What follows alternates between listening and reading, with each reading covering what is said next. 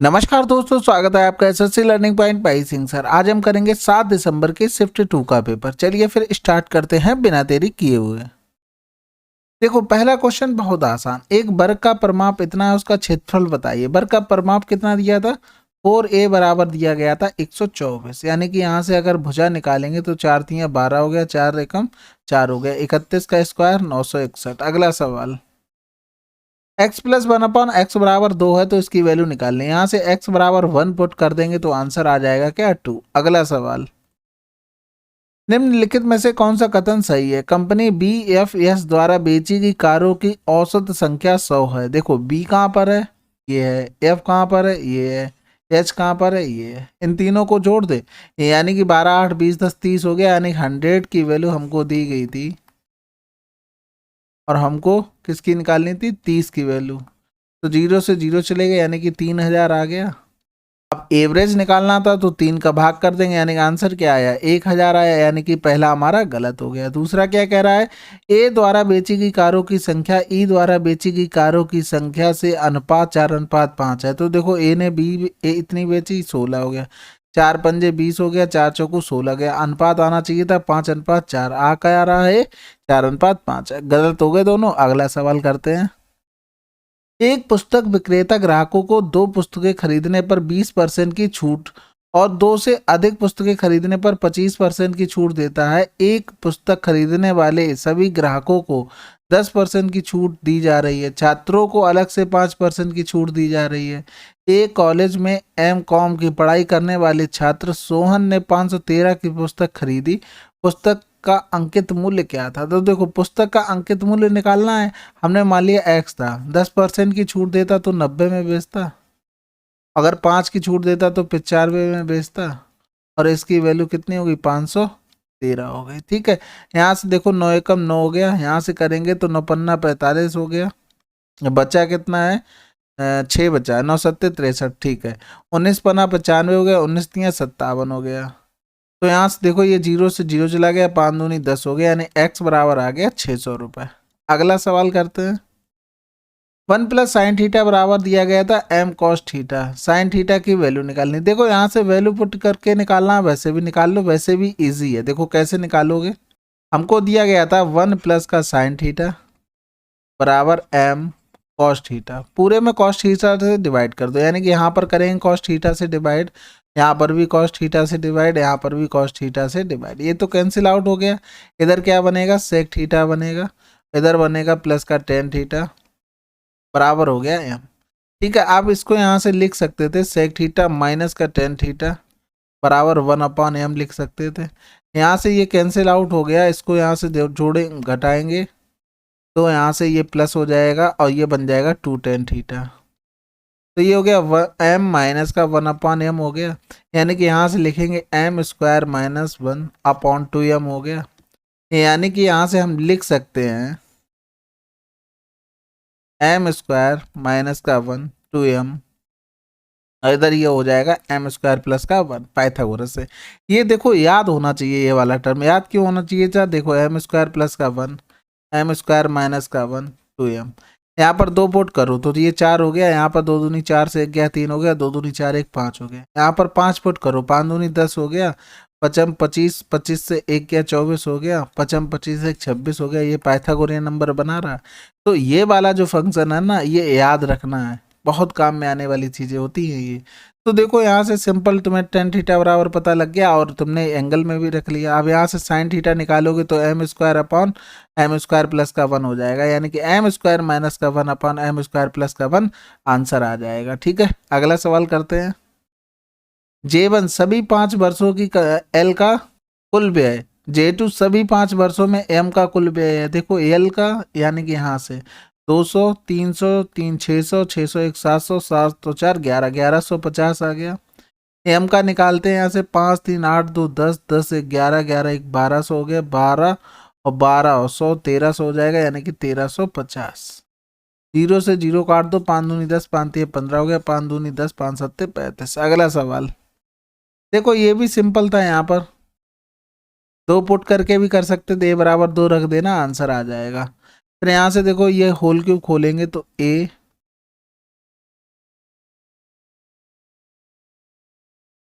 Minus का 3ab हो जाएगा, 3ab का मतलब 3 बचेगा, यहाँ से करेंगे, ठीक है, ये तो कैंसिल आउट हो गया, आंसर ये बच गया। अगला सवाल करते हैं। एक राशि एक बैंक में जमा की जाती है जो साधारण ब्याज देता है, 3 वर्षों में इतने गुना हो जाती है, यदि 7 वर्षों के बाद इतने की आवश्यकता हो तो उस आवश्यकता को पूरा करने के लिए कितनी राशि को जमा करनी चाहिए। तो यहाँ से देखो, राशि मान लो 100, 3 वर्षों में कितने गुना हो जा रही थी, 125 गुना हो जा रही थी। कितने वर्षों में, 3 वर्षों में। तो यहाँ से देखो ब्याज कितना मिल रहा, 25 मिल रहा है। देखो 3 वर्षों में ब्याज 25 मिल रहा है, तो हमें 7 वर्षों में ब्याज ब्याज कितना मिलेगा, 25/3 गुणे 7 इतना मिलेगा। तो यहाँ से लिख सकते हैं 175/3 लिख सकते हैं, यानी कि राशि कितनी थी, 100 थी, 175/3 और ब्याज मिल गया तो बन कितनी गई, 475/3 बन जाएगा। 475/3 अमाउंट बन गया 7 साल के बाद। तो देखो इसी की तो वैल्यू दी गई थी 7600000। हमें वैल्यू निकालनी थी किसकी, 100 की। तो यहाँ से देखो 19 चौक 76 हो गया, यहाँ से करेंगे 19 दूनी 38 हो गया, 38 कर दिया, बचा कितना 9, 19 पे ना 95 हो गया, 25 चौकू 100 हो गया, ये ऊपर चला जाएगा, 4 3 12, 12 चौक 4800, आंसर आ गया। अगला सवाल, 20 सेंटीमीटर और 16 सेंटीमीटर त्रिज्या वाले दो सकेंद्रीय वृत्त बनाए जाते हैं, बड़े वृत्त की उस जीवा की लंबाई क्या होगी जो छोटे वृत्त को स्पर्श करती। देखो सकेंद्रीय वृत्त का मतलब एक ही केंद्र पर, एक ये जीवा हो गई बड़े वृत्त की, यहाँ पर स्पर्श कर रही है, और इनकी रेडियस दी गई थी कितनी, 16 सेंटीमीटर, यानी कि ये हो गया 16, ये हो गया 20। अब यहाँ से निकाल नहीं पाओगे क्या, ये हो जाएगा 12 और इसका दोगुना कर देंगे 24। ठीक है, कैसे हो गया, देखो 4 चौकू 16, 16 लिखा था, 20 लिखा था, मैं ये निकालनी थी तीसरी संख्या, यानी कि ये कर्ड था तुम्हारा, 4 चौकू 16 हो गया, 4 पंजे 20, यहाँ पर 3 आना चाहिए था, इसी का 4 का गुणा कर दिया, 12 आंसर आ गया। अगला सवाल करते हैं। 12 का दोगुना आएगा क्योंकि केंद्र से जीवा पर डाला गया लंब हमेशा उसको 2 भागों में डिवाइड करता है। अगला सवाल करते हैं। एक साझेदारी फर्म में 2 साझेदार विजय और प्रवीण एक असाइनमेंट पर कार्य कर रहे हैं। कौन कौन है, विजय है, प्रवीण है। विजय को अकेले पूरे असाइनमेंट को पूरा करने में 12 सप्ताह लगते हैं, जबकि प्रवीण अकेले इसे पूरा करने में 8 सप्ताह का समय लगता है। कार्य के दबाव के कारण इन्होंने एकांतर सप्ताह के आधार पर उस असाइनमेंट पर कार्य करने का फैसला किया। पहले सप्ताह में प्रवीण कार्य करता है, दूसरे सप्ताह में विजय कार्य करता है। इसी तरह आगे भी काम करेंगे। यदि वे एकांतर सप्ताह के आधार पर कार्य करते हैं तो कार्य कितने समय में पूरा हो जाएगा। अब देखो इतना बड़ा सवाल था, हम सवाल पढ़ते गए, चीजें लिखते गए, बचा कितना सवाल है, सिंपल आपको भी दिख रहा होगा। तो इस तरीके के जितने भी बड़े सवाल है ना, उन पे जो भी दिया जाए तुम लिखते चले जाया करो। उससे क्या होगा, उससे फायदा तुम्हारा ये होगा, हो सकता है अगर इजी सवाल हो गया तो आप 2 झटके में निकल के कर चले जाएंगे। तो देखो यहाँ से अगर एलसीएम लेते तो कितना हो जाएगा, 24, 12 दूनी 24 हो गया, 8 दिया 24 हो गया। शुरू किससे हुआ, प्रवीण से, फिर 2, यानी कि 5 काम हो रहा कितने, 2 सप्ते में। कितने सप्ते में, 2 सप्ते में। तो यहाँ से देखो 24 को 5 से डिवाइड करेंगे, 5 चौको 20, तो यहाँ से गुणा करेंगे, 4 दूनी 8, तो ये आगे 2 का गुणा हुआ है। गुणा इसलिए हुआ क्योंकि ये 2 सप्ते का काम था। बचा कितना काम है, अब 4 काम बचा है। अब किसका नंबर आ जाएगा, इनका। एक काम इन्होंने कर दिया तो काम बचा कितना है, एक काम बचा है, यहाँ पर 1 दिन बढ़ा दो। अब इनका काम आ जाएगा, यानी कि 9 सही 1/2, यानी कि 0.5, 9.5 आंसर। अगला सवाल। एक वृत्त त्रिभुज एबीसी में अंतर निहित है और त्रिभुज की भुजाएं AB बराबर 16, BC बराबर 20 है, AC बराबर 24 है तथा AB, BC और AC वृत्त को क्रमशः DEF पर स्पर्श करती है, तो AD की माप क्या होगी। तो देखो सवाल थोड़ा इजी था, इतना कठिन नहीं था, बस करने का लिखने की देरी थी। ये हो गया। एक त्रिभुज और बना लो, जबकि त्रिभुज मुझे पहले बनाना चाहिए तो अच्छा चित्र बन जाता। कोई बात नहीं, आप लोग एडजस्ट कर सकते हैं इतना। तो ए हो गया, बी हो गया, सी हो गया। देखो ए बी को डी पर स्पर्श करता है, बी सी को ई पर स्पर्श करता है, ए सी को एफ पर स्पर्श करता है। ठीक है, हमें बतानी है ए डी की माप, यानी कि इसकी वैल्यू बतानी है हमें। देखो पता क्या क्या है, ए बी बराबर पता है 16, बी सी बराबर पता है 20, ए सी बराबर पता है 24। देखो तो यहाँ से देखो हमें एडी निकालना है, इसको मान लेते हैं बाई। बाई मान लिया तो बाई बराबर, ये देखो ये यहाँ पर इस भुजा को टच कर रही है, इस भुजा को टच कर रही है, इन दोनों भुजाओं को जोड़ दो तो कितनी थी ये 16 प्लस का 24, और जिस भुजा में यहाँ पर रह गया है ना, यानी कि ये वाली लाइन जहाँ पर टच ना करे, ये वाली लाइन देखो जहाँ पर डार्क हो गया है, तो उसको कर देते हैं माइनस। ठीक है, तो यहाँ से देखो ये 40 से 20 गया, कितना बचा, 20 बचा, यानी कि 20/2 कर दो, आंसर आ जाएगा। बाकी भी आप इसको बाई माने तो ये बाई हो जाएगा, फिर ये एक्स मान लो ये एक्स हो जाएगा, ये जेड मान लो ये जेड हो जाएगा। फिर जब कुछ सबको जोड़ के घटाओगे तो वो उतना टाइम नहीं होता है पेपर में। ठीक है, अगला सवाल करते हैं। एक दुकानदार एक वस्तु को 13 सही 1/2% की हानि पर बेचता है, इसे इतने रुपए अधिक में बेचता है तो उसे 11% का लाभ होता है। वस्तु का क्रय मूल्य क्या होगा। देखो यहाँ पर कहीं सीपी रहा होगा, इधर हानि है इधर प्रॉफिट है, यानी कि इसने यहाँ से क्या किया, रुपए बढ़ा दिए तो 1274 पहुंच गया, यहाँ पर पहुंच गया प्रॉफिट पे। यानी कि इन दोनों का डिफरेंस निकालना पड़ेगा, अगर दोनों प्रॉफिट होते तब तो एक्चुअल में घटाना पड़ता। यहाँ पर ये हानि हो रही, यहाँ पर लाभ, तो डिफरेंस तो कर रहे हैं लेकिन जुड़ेगा। ठीक है, तो कैसे जुड़ेगा, जैसे सीपी यहाँ पर था तो सीपी यहाँ पर था, यहाँ पर हानि हो रही है, यानी कि यहाँ पर सीपी बढ़ा रहा होगा, मान लो 100 रुपए की हानि हो गई, यहाँ पर प्रॉफिट वाला बढ़ा रहा होगा यानी कि एसपी बढ़ा रहा होगा। समझ रहे होगे बात की, यानी कि एसपी माइनस सीपी करेंगे, यहाँ पर ये एसपी कर लो 1 और 2। तो यहाँ से देखो इधर आ जाएगा 2 CP, इधर पहुंचेगा SP2, इधर पहुंचेगा प्लस का SP1। समझ गए, इसलिए क्या होता है इन दोनों को जोड़ देते हैं। तो देखो यहाँ से 13 दूनी 26 27/2 प्लस का 11, 11 दूनी 22 हो गया, 27 प्लस का 22 बटे हो गया 2, तो 7 2 9 हो गया, 2 2 4 हो गया, बटे 2 हो गया। तो यहाँ से देखो डिफरेंस हमारे हिसाब से 49/2 है, क्वेश्चन में दिया गया था 1274, तो ऊपर पहुंच जाएगा। यहाँ से करेंगे 7 7 49, 7 एकम 7 5 बचा, 7 8 56, 7 दूनी 14 हो गया, फिर 7 से काट दो, 7 दूनी 14, 7 छक्का 42, 26 दूनी 5200, आंसर आ गया। ठीक है, अब यहाँ से 100 का सोच रहे होगे तो वो परसेंट वाला 100 आ रहा है। अगला सवाल करते हैं। cos 45 sin 15 का मान क्या होगा। देखो अगर आपको ये ट्रेंगल याद होगा तो बहुत जल्दी कर लेंगे। कौन सा ट्रेंगल, अभी 2 दिन पहले बताया था भैया, याद रखा करो। ये हो जाएगा 2√2, बड़ी भुजा के सामने बड़ा ट्रेंगल एंगल और छोटी भुजा के सामने छोटा एंगल। ठीक है, cos 45 की तो वैल्यू सभी को याद होगी, और sin 15 की वैल्यू क्या हो जाएगी, लंब बटे कर्ण होगा। sin 15 की वैल्यू लंब बटे कर्ण होगा, तो 15 के लिए लंब क्या होगा, ये होगा, यानी कि √3 माइनस का 1 अपॉन कर्ण क्या हो गया, 2√2 हो गया। तो यहाँ से करेंगे √3 माइनस का 1, 2 दूनी 4 हो गया, आंसर आ गया। अगर नहीं याद करोगे तो यहाँ से क्या करना पड़ता है, यहाँ से वैल्यू रखते sin 45 माइनस 30, फिर sin A माइनस B का फार्मूला लगाते हैं। यानी कि ये ट्रेंगल याद करने से आपको बहुत फायदा है। आप tan 15 cosec 15 sin 15 जो निकालना चाहो उसकी आ जाएगी। अगला सवाल करते हैं। जब 12 व्यक्तियों के एक समूह में 58 kg वजन वाले व्यक्ति को एक नए व्यक्ति से प्रस्तापित किया जाता है तो इनके औसत में वजन में 3.5 kg की वृद्धि होती है। नए व्यक्ति का वजन क्या होगा।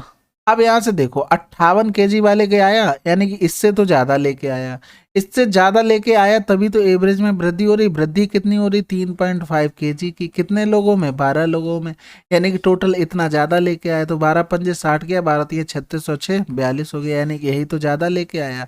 तो 50 40 90 100 आंसर आ जाएगा। अगला सवाल। एक गांव के 20% निवासियों की मलेरिया से मृत्यु हो गई। एक दहशत पैदा हो गई जिसके दौरान बचे हुए निवासियों में से 30% निवासियों ने गांव छोड़ दिया। तब गांव की जनसंख्या 12,000 हो गई। प्रारंभ में निवासियों की संख्या क्या थी। तो देखो x थी, 20% की मृत्यु हो गई, यानी कि 20 पंजे 100, यानी कि 4/5 हो गया। फिर 30% छोड़ के चले गए, यानी कि 3/10 करेंगे, 7/10 बचे हैं, यानी कि ये हो गया 12,000। समझ गए होगे बात को, 4 तियां 12 हो गया।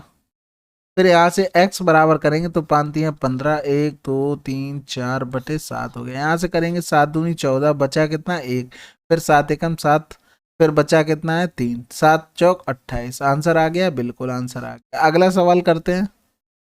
त्रिभुज ABC समरूप त्रिभुज है DEF के। 2AB बराबर DE है तो BC 8 सेंटीमीटर, तो EF की लंबाई क्या होगी। देखो त्रिभुज ABC और समरूप त्रिभुज है DEF। ठीक है, यहां से देखो AB बराबर 2 है, AB बराबर कितना हो जाएगा 1 हो जाएगा, तो DE बराबर 2 हो जाएगा। कैसे हो जाएगा, यहां से देखो रेशियो अगर बनाएंगे तो 1/2 लिखेंगे, बिल्कुल लिखेंगे भाई, क्यों नहीं लिखेंगे। तो इनमें रेशियो कितना है, 1 और 2 का है। तो BC यहाँ से दिया गया था 8, हमसे EF पूछा गया था, तो यहाँ पर भी रेशियो वही होगा, यानी कि 1 बराबर 8 है तो 2 बराबर कितना होगा, 16 हो जाएगा।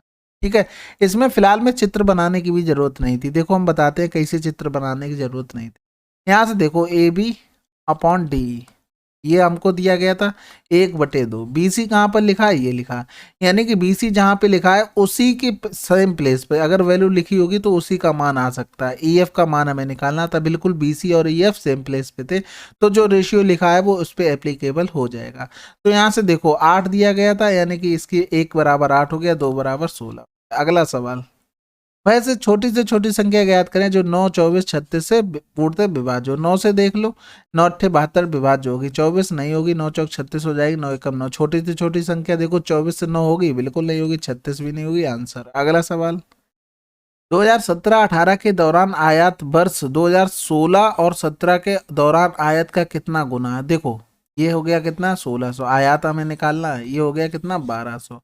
तो 1600 डिवाइड कर दो 1200, 2 जीरो चला गया, यहाँ से करेंगे 12 एकम 12, 4 बच गया, पॉइंट लगाएंगे, 12 3 36, फिर 4 बच जाएगा, इसी तरीके से चलता रहेगा। अगला सवाल करते हैं।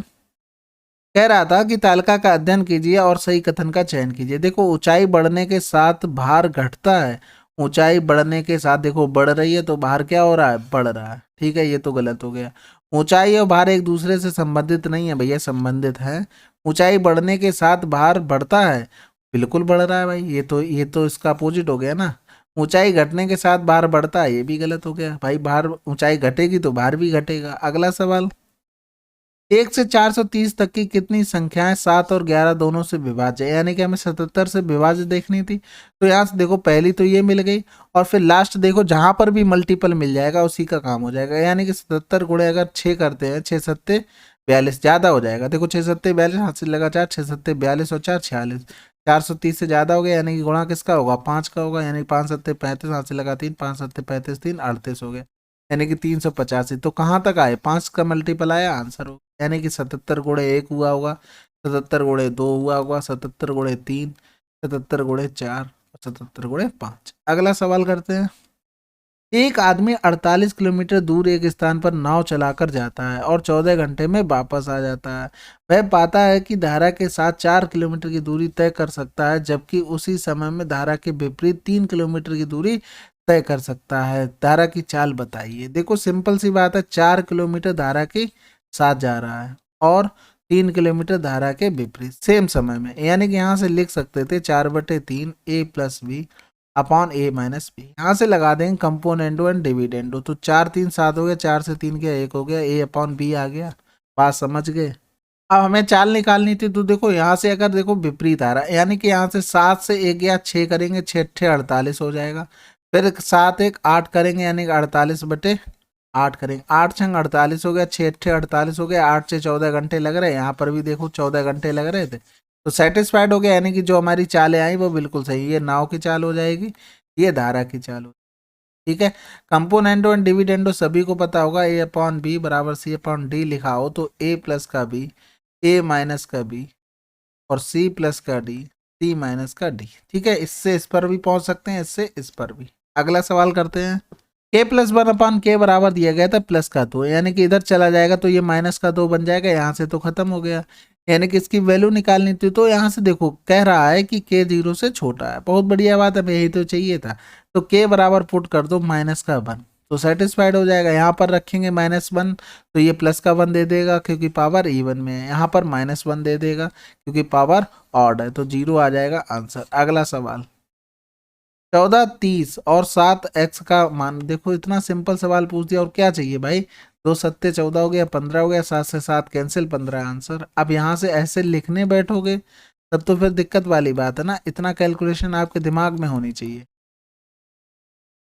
XYZ में त्रिभुज XYZ का अंतः केंद्र है P। ठीक है, बहुत बढ़िया बात। यदि कोण XYZ 50 है तो XPZ, देखो सिंपल सी बात है, हमें पता है XPZ कितना हो जाएगा, 90 प्लस कोण XYZ अपॉन 2 हो जाएगा, यानी कि यहाँ पर कितना हुआ 50/2, यानी कि 25 जोड़ देंगे, 5 9 2 11। ये प्रॉपर्टी से होता है, ये हर किसी को पता होना चाहिए था। बेसिक क्लियर करके एकदम बैठना है क्लास में, तभी मजा आएगा। दो वृत्तों की परिधि क्रमशः 308 सेंटीमीटर 440 सेंटीमीटर है, तो त्रिज्याओं के मध्य अंतर क्या होगा? सिंपल सी बात है, R1 माइनस R2 यानी कि 440 माइनस का 308 कर दो, 10 से 8 गया, 2 3 हो गया, 1 हो गया, यानी 132 में भाग करना पड़ेगा। 22 का 7 ऊपर चला गया, बटे कर देंगे 2, 22 छक्का हो गया, 2 3 6 हो गया, 7 3 1 के साथ।